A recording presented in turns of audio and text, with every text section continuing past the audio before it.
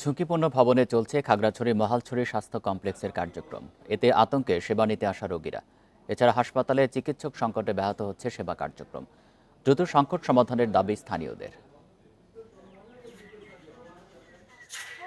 খাগড়াছড়ির মহালছড়ি উপজেলা স্বাস্থ্য কমপ্লেক্সের এই ভবন ৮০ দশকের। জরাজীর্ণ ভবনেই চলছে চিকিৎসা কার্যক্রম।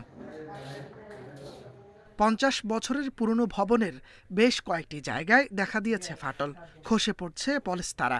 এতে সবসময় আতঙ্কে থাকেন হাসপাতালের কর্মকর্তা, কর্মচারী ও রোগীরা। হাসপাতাল তো এমনি জীর্ণশীর্ণ অবস্থায় আছে, জায়গায় জায়গায় খুলে পড়ে যাচ্ছে, রোগীরা থাকতে এমনি একটু সমস্যা। জায়গা অনেক ফাটল ধরছে, এগুলা তো ভাঙ্গা পড়া বলে অনেক ভয় করে।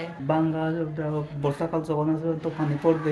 ৩১ শয্যার স্বাস্থ্য কমপ্লেক্সে ১৪ জন চিকিৎসক ও ১১ জন নার্স থাকার কথা। তবে কর্মরত আছেন ৪ জন চিকিৎসক ও ৪ জন নার্স। সবচেয়ে বড় হচ্ছে অবকাঠামো, জনবল সংকট, ডাক্তার, নার্স সবকিছুতে সংকট। আর আমাদের বিল্ডিং হচ্ছে অনেক পুরনো, বিশেষ করে এটা ৭৯ সালের বিল্ডিং, জরাজীর্ণ, এবং এটা যদি ঠিক করা না হয় তাহলে ভবিষ্যতে যে কোনো একটা দুর্ঘটনা তো ঘটবেই। জনবল নিয়োগের পাশাপাশি নতুন ভবন নির্মাণে ঊর্ধ্বতন কর্তৃপক্ষের কাছে আবেদন করা হয়েছে বলে জানান সিভিল সার্জন। এই বিষয়ে আমরা ঊর্ধ্বতন কর্তৃপক্ষকে জানিয়েছি। এর সাথে আমাদের অনেকগুলো জনবলের ক্ষেত্রে চ্যালেঞ্জ আছে।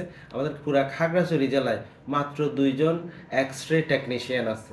আমাদের যদি নতুন করে ডাক্তার পদায়ন করা হয় তাহলে মহালছড়ি সহ বিভিন্ন উপজেলায় আরও সেবা আমরা উন্নত সেবা প্রদান করতে পারবো।